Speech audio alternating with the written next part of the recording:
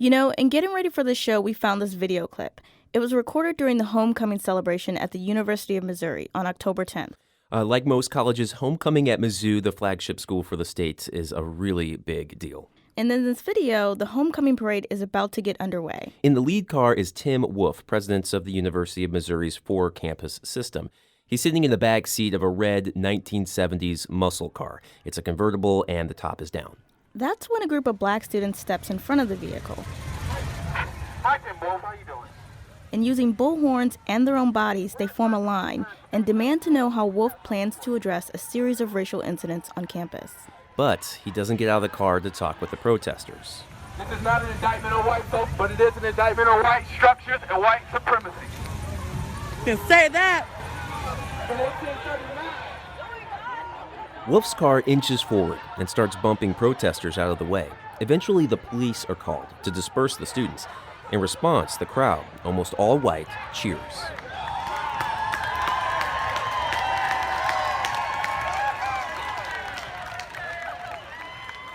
After being pushed onto the sidewalk, a young black protester grabs a bullhorn and says this. We will not continue to be called niggers on this campus. Believe that.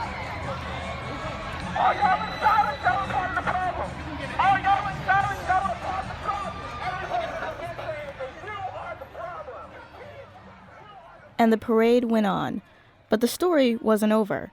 Nearly a month after the homecoming incident, student activists again confronted Wolf as he walked out of a fundraiser in Kansas City. They asked him to define systematic oppression. That exchange also was captured on video. I will give you an answer, and I'm sure it will be a wrong You gonna answer. Google it? I will give you an answer, and I'm sure it will be a wrong answer. What do you think systematic oppression is? It's systematic oppression is because you don't believe that you have the equal opportunity for success. You don't believe. Money. Step back. Did you just blame us for systematic oppression, Tim Wolf? By now, you've probably heard or read headlines about what happened next.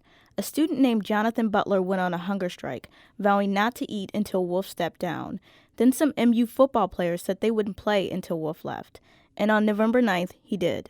That same day, officials demoted Mizzou's campus chancellor, R. Bowen Lofton. The university system worked quickly to install a new interim president who has vowed to address racial issues on campus, among other things. And as much as we, like the rest of the nation, have been following this Mizzou saga, there was something that just kept bugging us. Yeah, why was it so hard for Tim Wolf, the president of a top-tier university system, to define systematic oppression? Didn't anybody ask him about race relations before he got the job? On today's show, we go in search of those answers. We live here. We live here. We live here. We live here. A project exploring Race, Class. power, Poverty. systems, and the people they touch. I'm Tim Lloyd. And I'm Camille Stanley. And from St. Louis Public Radio, this is We Live Here.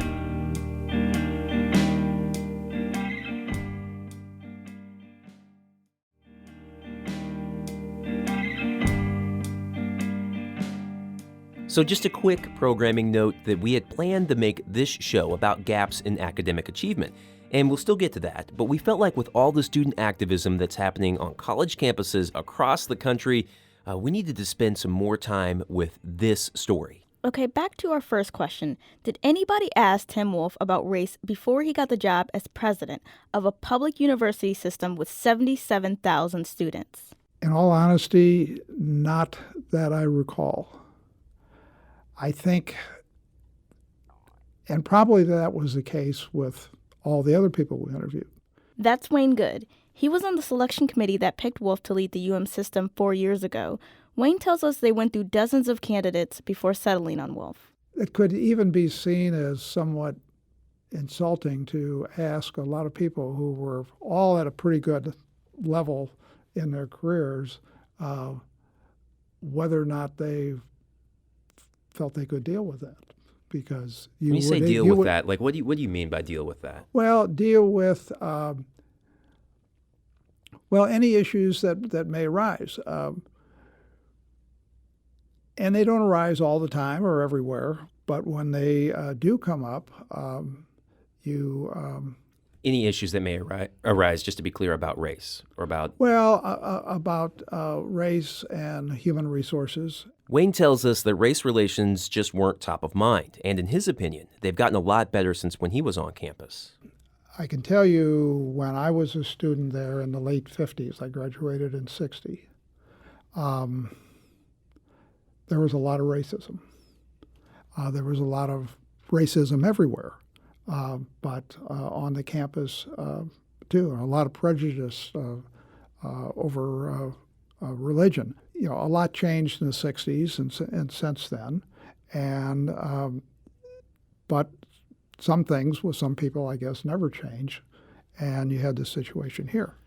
You know, given the history of that, why wouldn't that come up? Why wouldn't race relations on Mizzou's campus come up, or should it have come up? Well, in the interview process? Mm-hmm. Well, I'm talking about a time that's over 50 years ago. So, you know, that's a different era. I mean, a really, truly different era. Things are sometimes bad, as we've seen just recently, but nothing like it was then. So it's probably fair to say that, yes, overall things have changed since the 1950s. But when we started calling a bunch of Black alumni, they said not as much as you might think. Hello? Hi, is this Beverly? Yes, it is. Hi, it's Camille Stanley from St. Louis Public Radio. Hi, how are you, Camille? I'm good. Is now a good time? Sure. Awesome. So this is Beverly Isom of Atlanta. She's one of more than a dozen Black alumni who shared their memories with us in the last few weeks. Beverly went to Mizzou in the late 70s and said she remembers several racial incidents, but there's one that really sticks out. It was during a history class. Beverly was the only Black person out of about 17 students studying the history of the Old South after 1865. And that day, a young white male graduate assistant was teaching. And what he said was that cotton was often referred to as, and he said the nigger cloth is the exact word that he used. And I paused for a second, but in the moment that I paused, literally I felt the glare of the entire classroom, kind of their heads turn simultaneously and kind of look at me. And I was thinking, wow. And as I remember it, he said it twice. Some 30 years later, after hearing that, I still feel the same way as if I was a 19-year-old sitting in the classroom hearing the teacher say that.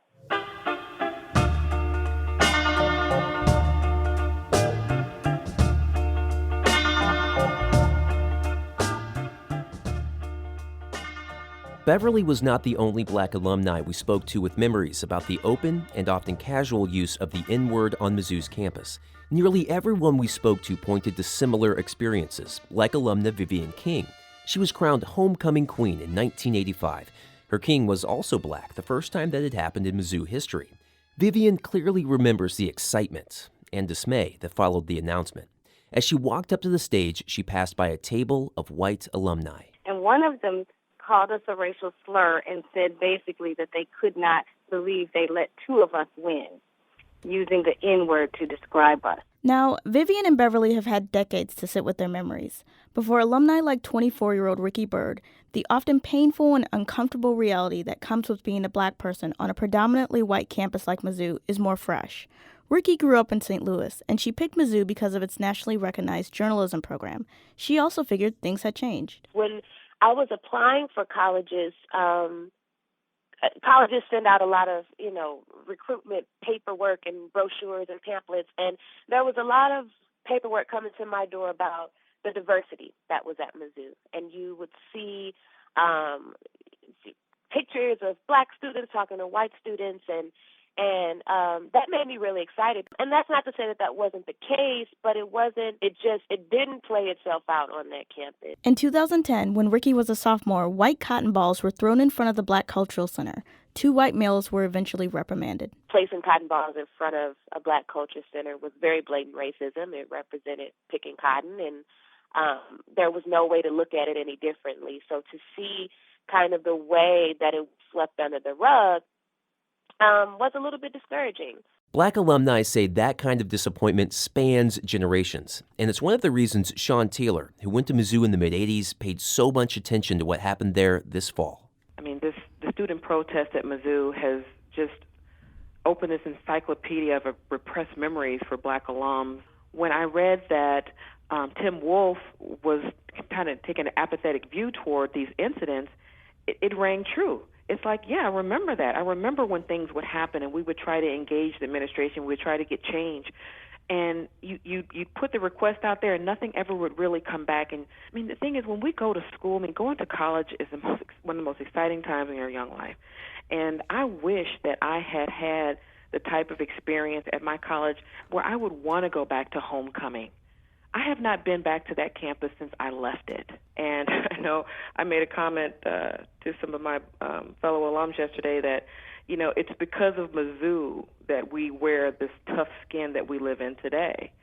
And it's one of the reasons, and as African Americans, believe me, the armor has been added on along the way. But, you know, when I think back to just that first semester at Mizzou where I encountered such blatant bias, racism, from a professor, my literature professor, who absolutely refused to talk to me about a bad grade she gave me on a paper and told me, you people are always trying to get over, and literally ran away from me.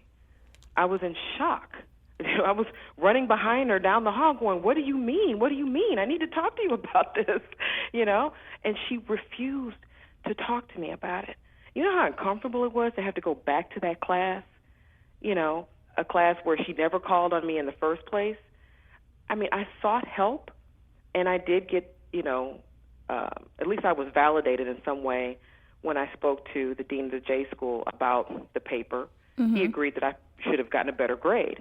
But I never found out if there was any resolution to that. I never found out if that professor had been spoken to, if she had been reprimanded. It's like it happened. It still stays with me. But in terms of the complaint, it might as well have disappeared into thin air. There was never any follow-up. So that's the environment and that was in 1984. So to see students still dealing with that level of apathy and that let's just let it quietly go away. It's almost like they're expecting the students to live in the Jim Crow South, where you can have rocks hurled at you and people can hurl epithets at you, but you're supposed to just keep smiling and be glad to be there. Just be glad to be there.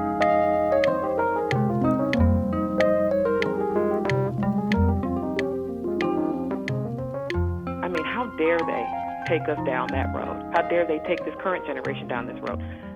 I applaud them. They stood up. These black millennials, these kids said, we're not taking it.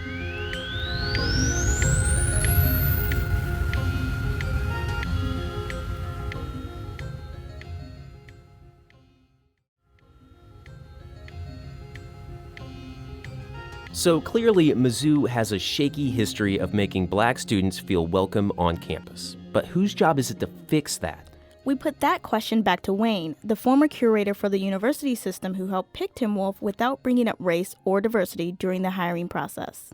Well, it is with top leadership, but it's with the chancellor, as most everything operates. But the chancellor answers to the president. He does. There's no doubt about that. I mean, you can't take the president out of the mix. But the way the campuses operate, the day in, day out operation is under the chancellor. He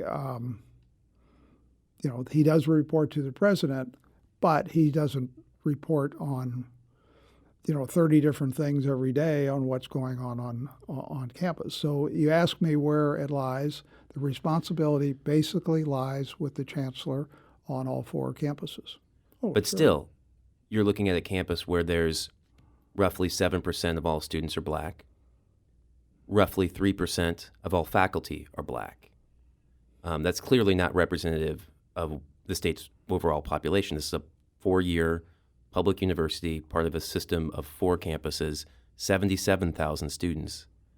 Was it a blind spot in the hiring process to not say we need to be still dealing with these issues of race? It might be a little bit in Columbia. It's certainly not in St. Louis. Mm-hmm. And for the most part, those are things that are managed at the campus level, chancellor and down, not at the system level. And one thing that I've said recently, if you're going to blame Tim Wolf for the situation that turned out to be what it was in Columbia, then you need to give him credit for a very good situation on the UMSL campus. We should point out that St. Louis Public Radio's reporting confirms what Wayne is saying about UMSL, which is shorthand for the University of Missouri, St. Louis. Dale Singer, our education reporter, talked with black student leaders at UMSL. They say things aren't perfect, but nowhere near as tense as what's happening at Mizzou. But it's also worth noting that the representation of black instructors at UMSL is still low, only 7%. You can find those numbers and Dale's story at our website, stlpublicradio.org. Okay, so at this point, we have the answer to our first question. No one asked Tim Wolf about race before he got the job, according to Wayne Good. And Stephen Bradley, who heads up the African American Studies program at St. Louis University, says this points to a deeper issue. It almost seems unconscionable. We should step in here just to mention that Professor Bradley earned his Ph.D. at Mizzou. Flagship universities are designed to create the leadership of the state. And so what kind of leaders are you creating if we can forget to ask questions about racial diversity, if we can forget to address these issues of hiring and recruitment and retention of black faculty, staff, and students? That's a bad look. The reflection right now on Mizzou is that there are gaps in our way of thinking. Sort of these kind of gaps in thinking that Professor Bradley is talking about exist at other universities. I mean, are other schools not asking top leaders about race before they get jobs? Unless the universities had a problem in that, in the area of diversity, it normally does not come up. That was Raymond Cotton, a lawyer from Washington, D.C. I'm a partner in the law firm of Mintz, Levin, Cohn, Ferris, Glovsky, and Popio, P.C. And in that capacity, he's negotiated hundreds of contracts for universities and college presidents. So I just finished the contract for the incoming president of the University of Washington. Basically, he sees both sides of this, and Cotton tells us this story about what colleges are normally looking for in a college president. One chair said to me, half-jokingly, and only half-jokingly, his top three were raising money, and raising money. Because without the resources, they can't do anything else. And again, Cotton is talking about how college president searches work in general. But we know that in the case of Tim Wolf, his business background was a big selling point. And Professor Bradley says this is often not a coincidence. All of this stuff is happening in context. You think about the stock market crash, and just how bad the economy was in 2008 and that sort of thing. Universities, one of the first things that people stop thinking about when money goes bad is diversity. That's one of the first things that people stop thinking about. And so maybe now's a time when the unemployment rate is at 5% and the Dow is way up above 16,000. Maybe now is a time that we can circle back and try to deal with these things head on. So I wondered, how do things get better? Where do we go from here? If indeed, Camille, things are going to get better at the University of Missouri, and many of these universities, the University of Missouri is not unique in any kind of way, then people will have to be intentional about diversity. And what the problem with that is some people will feel as though, if you're working to get more black students and faculty members and staff members and counselors at the center, then you're denying opportunities to good white candidates and that sort of thing. That might be the wrong way to think about things. A better way to think about things would be, how will the larger student population, so at Mizzou in Columbia, there's 27,000 students there, how will they benefit from the normalization of blackness? That is, when students have more of an opportunity to hang out with black kids, maybe they wouldn't think it's such a good idea to put on blackface during Halloween. Like when students have a black professor in a subject that they wouldn't necessarily expect to see a black professor, it normalizes blackness to where they understand that black people are capable in a number of different ways of doing any number of things. And so those are benefits to not just black students, to not just black faculty members and that sort of thing, but those are systemic kind of benefits. It's worth repeating here that Mizzou, like a lot of colleges in this country, can't give this experience that Bradley describes to their students right now. The demographics just aren't there yet. For example, black students only make up 7% of the population on MU's campus. So we decided to check in with someone who knows what's going on at Mizzou. That person? Becky Smith. Becky Smith from KBIA, the public radio station in Columbia. So she's been covering the story at Mizzou for months, including a lot of the activism by a group called Concerned Student 1950, which took the lead in the recent protests. And she starts out by telling us about all the stuff that's been happening on Yik Yak. I don't know if you know what Yik Yak is. You know what Yik Yak is, right? Yeah, I have no idea what Yik Yak is either. You have to be under 25 to know what Yik Yak is. Apparently. So, turns out Yik Yak is an app where you can leave anonymous comments based on your location. Okay, so I know we're joking here about this app, Yik Yak, but Becky Smith of KBIA tells us there were some really, really serious threats put out on Yik Yak. And in some respects, it's kind of a good example of what's happening at Mizzou right now. The threats were basically like, I'm going to stand my ground and shoot every black student I see. And so like very, very targeted hate language directed at black students at Mizzou. But then we've also had students now who are working to like try and make Yik Yak a more positive environment, leaving lots of positive comments and trying to keep people from posting that hate speech. So I think that like even just Yik Yak is a great example of what's happening on campus. So you went out recently, right, and talked to some students in person? I did, yeah. I went by the student center on MU's campus because it was raining outside to kind of see what was on the mind of some white students at MU. I walked around and tried to talk to a couple, and some students were busy. And when I finally did talk to some students, neither of the two that I talked to were comfortable giving their last names. One of the students I talked to, his name was David. He is a junior here at MU, and he said he'd actually read the demands from Concerned Student 1950. They want to hire these professionals, particularly of color, and obviously, I think that is wrong. I know you cannot discriminate in the workforce based on color, and that's how I would. If I want to if I have a top university, I would want the best teachers and staff that I could find, regardless of color.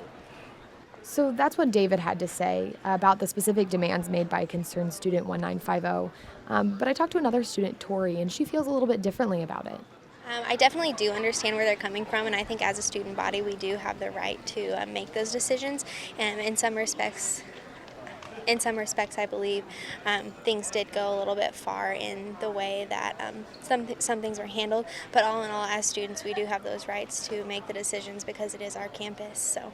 Great. Well, I'll just ask you one more question because I obviously don't want to keep you. But do you see racism as a problem on this campus that needs to be addressed?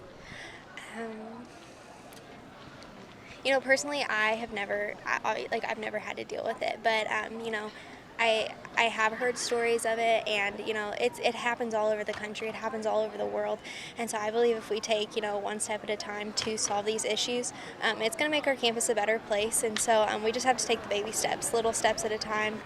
I think for a lot of white students, this is the first time they've ever had to have these sorts of conversations. And I was walking to an assignment on Carnahan Quad where the Concerned Students 1950 were camped out.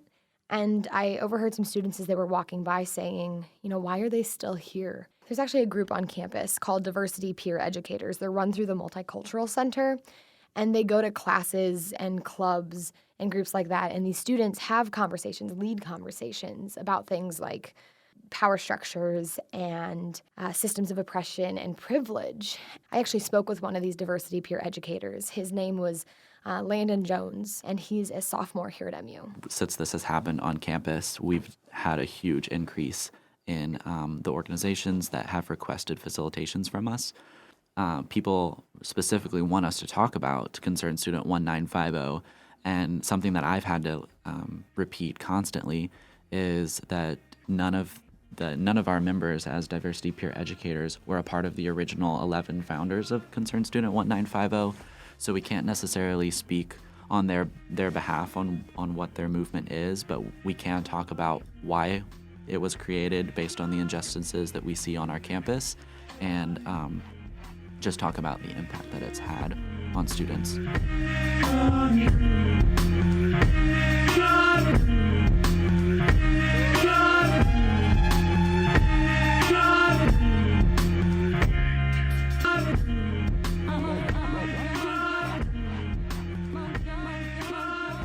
So, final recap. Race was not a big topic during Tim Wolf's selection process, according to former board curator Wayne Good.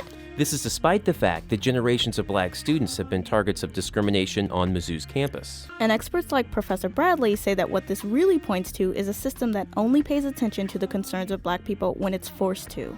All right, so now what? Well, now we've got a new guy in charge. That's true. And he's someone who knows Mizzou's troubled history with race intimately, as a student, professor, and administrator. His name is Mike Middleton. He's one of the first black people to graduate from MU's law school and retired from his post as deputy chancellor earlier this year. At the end of a press conference after he was named interim president, a reporter asked him if he's ever felt marginalized on campus. Every day. In all three capacities.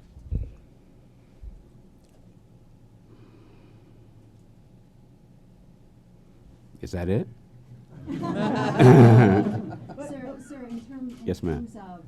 So it's hard to hear on tape, but Middleton does get one last question. How would he explain marginalization to white people? Boy, that's a complex question. That's what a lot of people like you Yeah. It's so subtle.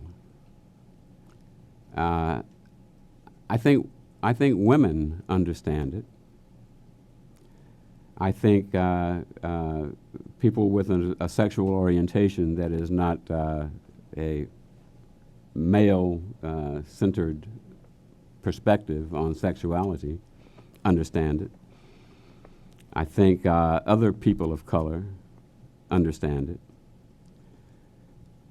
I think folks in power, in the majority, who have never lived it and never experienced it, have difficulty understanding it the way those of us who have been minoritized do.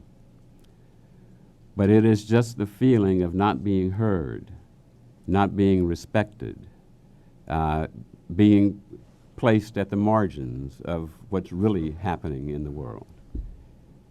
And it happens. And it happens inadvertently. No one is to blame for this. I remember as a child reading the Brown versus Board of Education decision. And there was a statement in that decision that segregation in public schools did damage to the hearts and minds of Negro children in ways unlikely ever to be corrected. I think they missed a point. Segregation in public schools, Jim Crow laws, and if you go back to the beginning, slavery, that whole continuum did damage to the hearts and minds of all children in ways unlikely ever to be corrected. So I sympathize with white people who don't understand. I don't blame white people who don't understand. I blame our ugly history, and I think it's important that we learn that history and understand it so that we can get beyond that history and build the institution and the country that we imagine rather than the institution or country that is.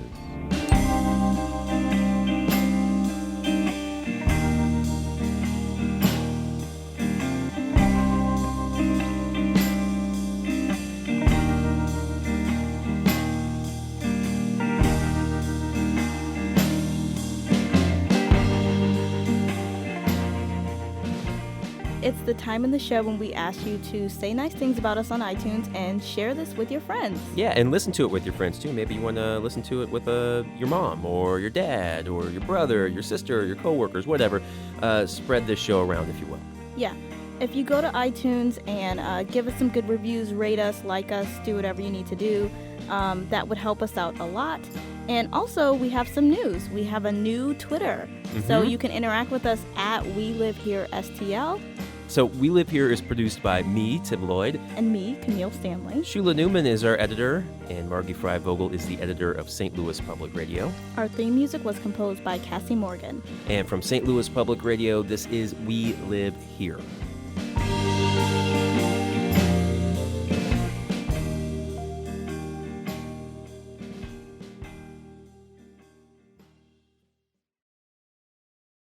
Support for this podcast comes from the Corporation for Public Broadcasting.